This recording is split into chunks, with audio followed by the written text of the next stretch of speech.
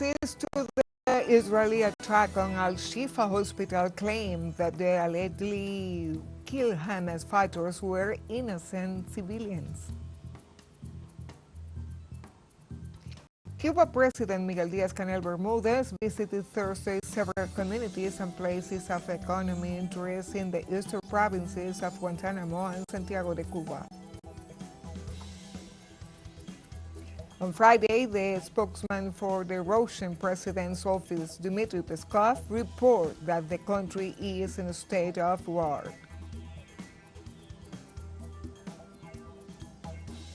Hello, welcome to From the South. I am Irma Shelton, and from the TeleSUR studios here in Havana, Cuba, we begin with the news.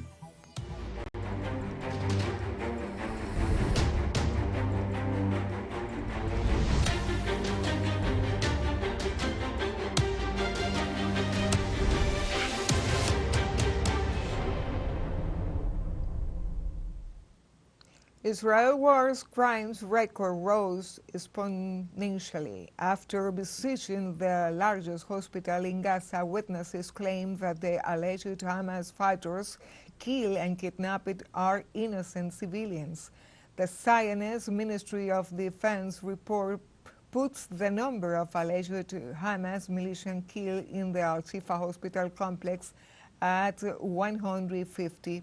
The incursion has also hit civilians' neighborhoods, leaving dozens of people dead and wounded, mostly women and children. Several survivors of the Al-Shifa massacre claim that their relatives and co-workers were kidnapped and some were found dead after the occupier took them away. Elderly and women also report humiliating and degrading treatment.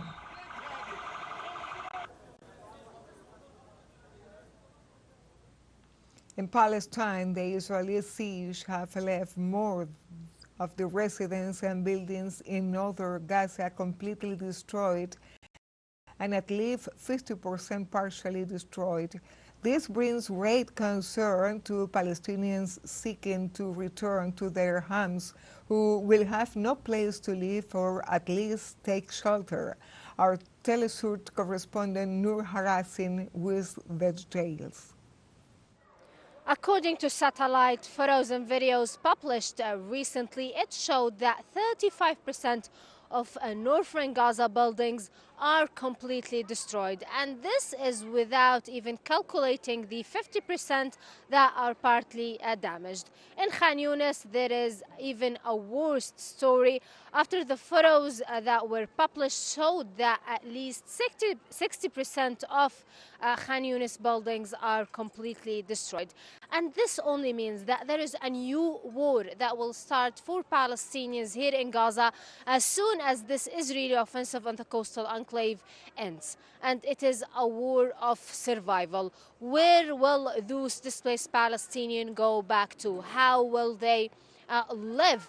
Adding the fact that 50% or even more of Gaza's infrastructure is now destroyed. We are talking about water pipes, network and connection, internet, electricity. Almost everything is destroyed in northern Gaza and in central Gaza City and also in Khan Yunis. A very important question: if there is a ceasefire agreement, if there is a humanitarian truce, where will those Palestinians go back to? However, even if they know that they will go back to destroyed homes, they prefer to live inside tents rather than being displaced in other places, like here in Rafah City, which is housing more than 1.5 million Palestinians.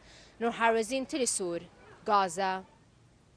On Thursday, before a meeting with Secretary of State Anthony Blinken, the foreign ministers of 5 Arab nations met in Egypt with a representative of the Palestinian government. At the end of the conclave, the heads of the foreign offices of Saudi Arabia, Qatar, Jordan, Egypt, and the United Arab Emirates reiterate the rejections of any attempt to displace the Palestinians from their lands. The Palestinian Minister of Civil Affairs, who attended the meeting in El Cairo, reiterated together with the senior diplomats the demand for a complete and immediate ceasefire, as well as the opening of all the Palestinian lands, as well as the opening of all borders crossings. The meeting took place within the framework of intense negotiations between Arab countries and representatives of the government of the United States and Israel. The United Nations Security Council will vote on Friday a resolution for an immediate ceasefire in Gaza, presented by the United States after vetoing this demand on 3 occasions. The text calls for a halt to the conflict linked to the release of hostages held by Hamas. The draft considers an immediate and sustained ceasefire imperative to protect civilians on all sides, allow for the delivery of essential humanitarian assistance, and alleviate humanitarian suffering. Nate Evans, spokesperson for the permanent USA's ambassador to the United Nations, said the draft seeks to support diplomacy on the ground and pressure Hamas to accept the deal off the table. Analysts believe the hardness of the United States' position on this conflict is now in response to the progress of negotiations, the worsening humanitarian situation for the trapped civilians, and continued allegations of the lack of access by agencies of the ground.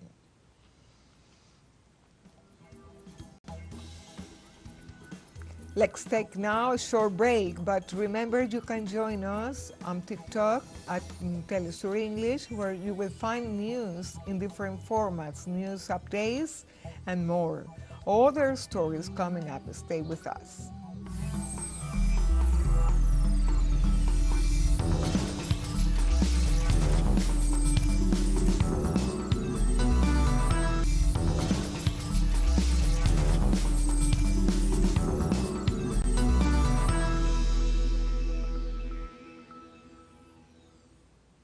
Welcome back from the South. Cuban President Miguel Diaz-Canel visited Thursday several communities and places of the economic interest in the eastern provinces of Guantanamo and Santiago de Cuba.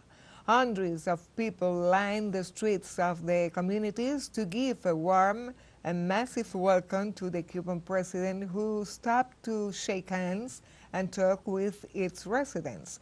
Last Sunday, some localities of the area were the focus of demonstrations due to power cuts and instability in the distribution of the basic food basket. The president's tour begins on Thursday morning and includes also productive centers where he encouraged its workers to do their best and remain united in defense of the homeland.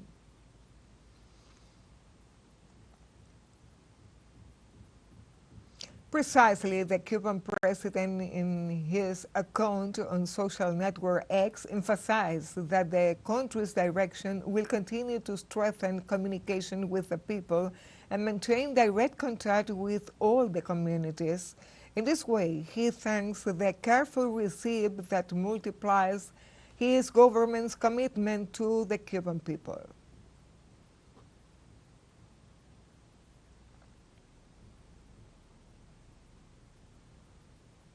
On Friday, the nomination of candidates for the presidential elections to be held next July 28 continues in Venezuela.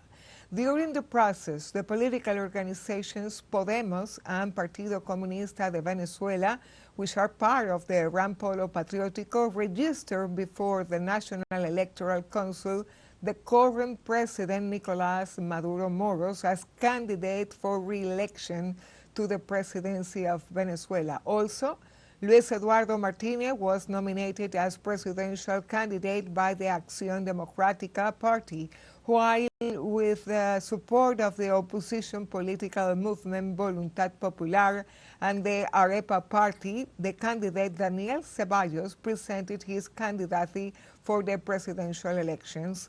The process of registration of candidacies has been taking place since March 21 and will conclude on March 25th.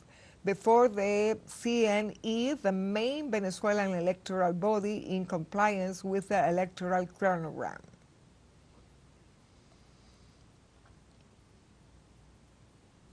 In Venezuela, the General Prosecutor Tarek William Saab, in a declaration, rejected any attempt of foreign interference in the oncoming country elections, in particular, the assassination attempt on President Nicolás Maduro's in the Monaga state. We are advancing. We are achieving great victories. This plan again, added to the others, have been unveiled. There, let's say so, leaders active in these plans, arrested, and the investigation continues. At the same time, Saab took the stand opportunity and, among other subjects, condemned the international silence on the ongoing genocide of Israel against Palestine. That there is no interference in the internal affairs of Venezuela. For example, that he must see a person spoken ill with an equally brutal expression of hatred as the president of Argentina, Milei, in giving democracy lessons to Venezuela, when he himself says he hates his parents, that he hates families, that he praises the extermination of Gaza, because this is another issue that interests me here. This is an international channel. How these, who tear their clothes because alleged terrorists are arrested and presented with evidence, and they appear convicted and confessed, are the candidates for the Nobel Peace Prize. But those who ended with Gaza, almost 40,000 dead, destroyed the mosques, universities, health centers, newborn babies, all killed, pets dead. Literally, Gaza has already been destroyed. 70%, almost 80%, and there you see no real factual pronouncement of international organizations. As we said before, on Friday is taking place in Venezuela the second day of registration of candidates for the presidential elections to be held on July 28. On Thursday, the registration period for the candidates of the parties that will participate in those elections began throughout Venezuela. To know more about this stage of registration of candidates prior to the electoral appointment, and which is also constitutionally necessary, we have in Caracas our correspondent Gladys Quesada. Hi, Gladys. Hi, Irma. Thanks. Thanks for the contact, and thanks for the time here in TeleSUR English and from the South. Behind me, as you can see, there is the COPEI affiliates that came to inscribe, to registrate, and also to put in legal terms their nominee, Juan Carlos Alvarado, and other political forces are coming in here to endorse his candidacy and also to support him. This is the electoral ambience, the electoral atmosphere that is in Venezuela right now. Currently, I'm at the National Electoral Council, where the registration process is ongoing for the second day in a row.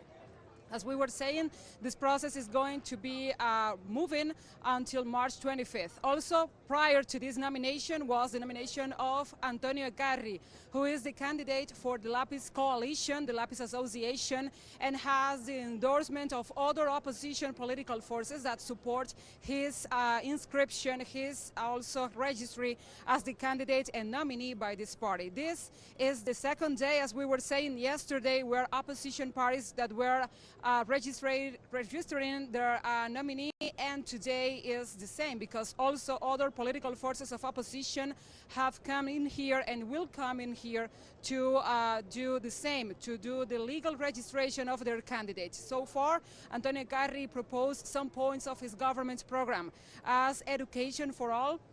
Also, he was saying that it is paramount for Venezuela to find another industries and solutions to enterprises also and entrepreneurs alongside the oil industry. And we know that they have been asking for no more sanctions and to stop the international interference in the internal affairs of Venezuela. Those were the main points of his address to the people in here, to his affiliates, and to the presidency of the National Electoral Council after he was officially officially registered as a nominee for this election. Those are the key points of what has been going on today here in the National Electoral Council. We are inside the nomination venue, so we will be having all the details. And right now I have to stop because you can see the ambience, and the affiliates are giving their applause to the candidate, and the nomination process for him, for the COPEI candidate, is just about to start. So these are the details. This is the information. Irma, back to you. Thank you, Gladys Quesada, for this summary offered. Perhaps in next broadcast we will have other contacts with you. Now we continue with From the South.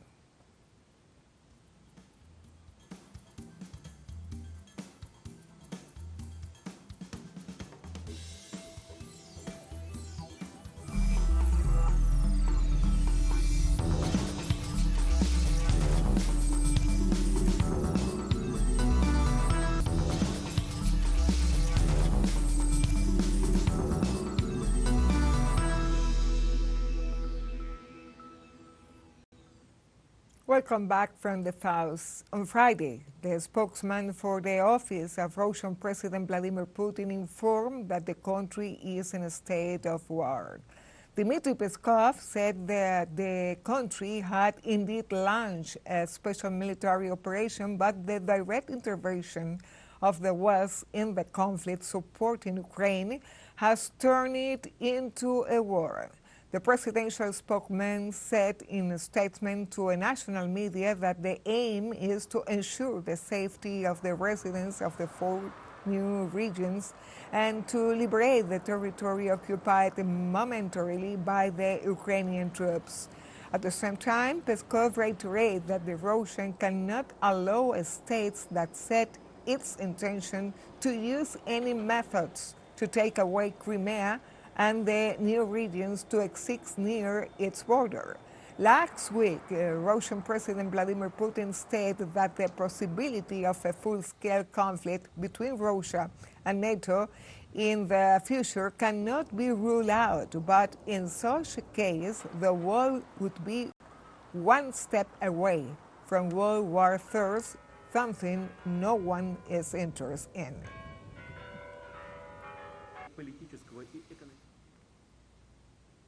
Also in Russia, Ukraine army has bombed civilian areas and hospitals in the city of Belgorod and its surroundings.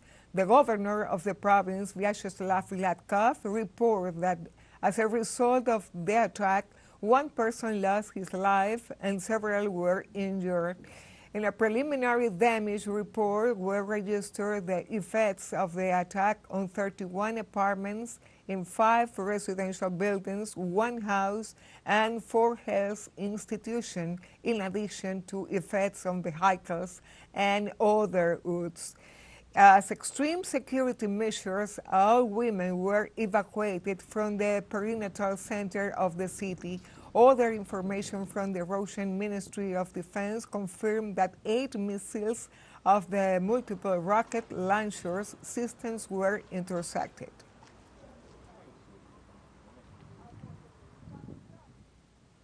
In Europe, an urgent alert has been issued by the European Monitoring Center for Drugs and Drugs Addiction in view of the alarming increase in the consumption of prohibited substances in the region.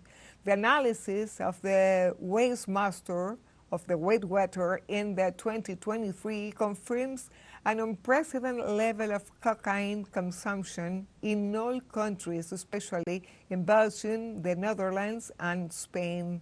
The other drug found in large quantities was amphetamine. The survey detected that, especially in the cities of Northern and Eastern Europe, this increase is most strongly observed. Methamphetamine, MDMA, and the dangerous ketamine were also detected by the study. João Pedro Matias, analytics of the institution, expressed to the German newspaper Der Tagesspiegel that there is an unprecedented level of cocaine use in all countries for which they have long-term measurement data.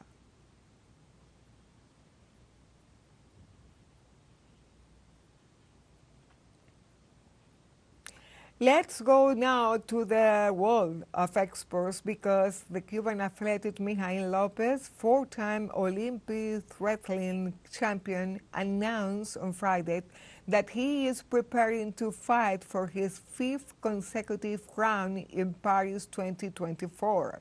It should be noted that 3 years ago in Tokyo 2020, the Cuban equaled the milestone of the United States athletes Carl Lewis in long jump, Michael Phelps in swimming, and Alfred Orter in discus throw. All of them are champions in 4 consecutive Olympic events in the same sport discipline.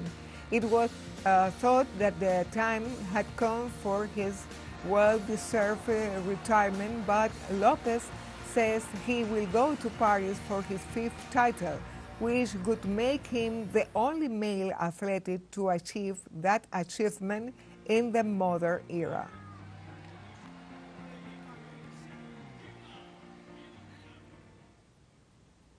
Mijail Lopez, native of Pinar del Rio, a province in the west of Cuba, is a wrestling athlete who is 5-time Pan American champion and 4 times Olympic champion.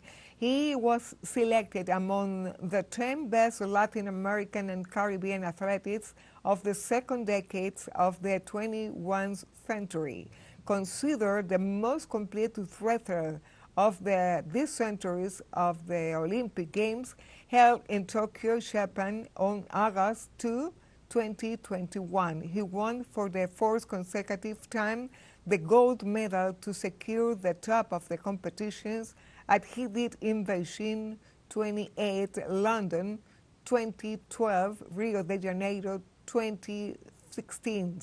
During the opening ceremony of the same Olympics, he also became the first Cuban representative to become the country's flag bearer 4 times.